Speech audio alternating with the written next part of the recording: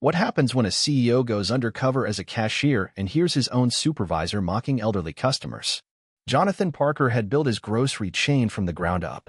What started as a single neighborhood store had grown into 15 locations across the state. Jonathan had always taken pride in one thing: customer service. It wasn't about fancy displays or trendy items. It was about people. But lately, complaints were rising. Long lines, rude employees, and the most troubling of all, reports that elderly customers were being mistreated. Corporate reports only scratched the surface. Jonathan needed to see the truth for himself. So, he went undercover. He traded his crisp-tailored suits for a plain navy polo and khakis, shaved his well-groomed beard into rough stubble, and wore thick-rimmed glasses. His name tag read Jack. Since most of his employees had never met him in person, blending in wouldn't be hard. He chose the worst-performing store in his chain, located in a quiet suburban neighborhood. The store manager, Tony Grady, had been with the company for nearly a decade, but complaints about his leadership were stacking up. Jonathan needed to find out if they were exaggerated or if the problem was deeper. On his first day, the assistant manager, Samantha, showed him around. She seemed kind but worn down, her energy thinly stretched as she juggled tasks. "The registers freeze sometimes. Just be patient," she said, then hesitated. "And if Tony says anything, just ignore him." That wasn't a good sign. Jonathan spent the next few hours ringing up customers. Most were polite, some were impatient, but what unsettled him was how nervous the staff seemed. They constantly glanced toward the glass-walled office in the back. Then he saw why. Tony, a heavy-set man with a deep scowl permanently etched onto his face, stomped out of his office toward the registers. He hovered near Jonathan, eyeing his every move. Moments later, an elderly woman approached Jonathan's register, her small basket filled with basic groceries: milk, bread, some fruit. She moved slowly, carefully placing each item on the conveyor belt. Tony let out an exaggerated sigh. "Here we go again." Jonathan frowned. "Everything okay?" Tony scoffed, leaning in. "These old folks take forever. Counting pennies, asking dumb questions, holding up the line. I swear, they should have their own damn store." Jonathan's stomach twisted. The elderly woman heard him. Her hands trembled as she fumbled through her purse. I'm sorry," she whispered, clearly embarrassed. I just need a minute." Tony forced a fake smile. "Take your time, ma'am," he said, his voice dripping with sarcasm. Then, under his breath, he muttered, "Not like anyone else has places to be." Jonathan clenched his jaw. He wanted to snap, but he didn't. Not yet. He needed to see how deep this route went. He finished ringing up the woman's groceries and gently placed the bags in her cart. "You're all good, ma'am." "No rush at all," he said, sincere. She smiled gratefully before slowly making her way out. Tony snorted. "You'll learn, kid. These seniors? Waste of time. They barely spend money, and they slow everything down."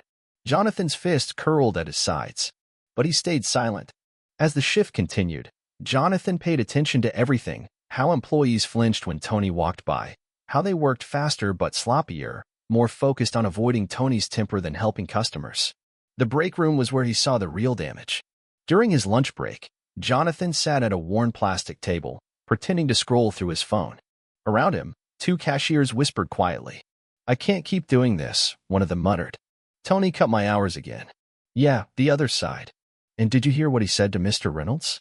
He's been shopping here for years, and Tony told him to shop online if he couldn't keep up." Jonathan's grip on the table tightened. "Why doesn't anyone say anything?" the first cashier asked. "Because he's tight with upper management.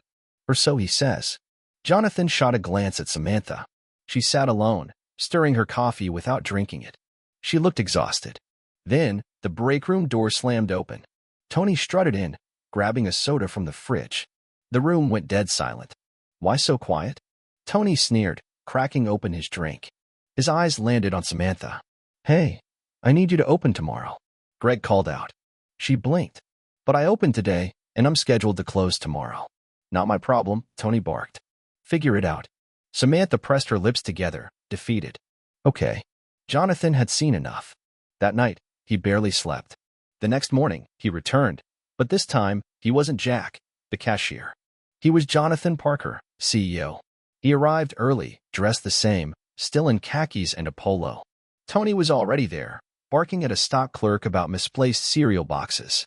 Jonathan walked past him without a word and headed straight to the manager's office. Tony followed, annoyed. Hey, you don't just walk into my office. Jonathan turned to him, pulled off the glasses, and set his fake name tag on the desk. I'm Jonathan Parker, he said firmly. I own this company. The color drained from Tony's face. Sit down, Jonathan ordered. Tony obeyed. I spent the last 2 days working this store, Jonathan continued, his voice cold. I saw how you treat employees, how you mock elderly customers, how you overwork Samantha while barely lifting a finger yourself. Tony's mouth opened, but Jonathan cut him off. I heard you call seniors a waste of time. I watched you cut hours for workers you didn't like. I saw the fear in this store. With all due respect, Tony began. No, Jonathan slammed his hand on the desk.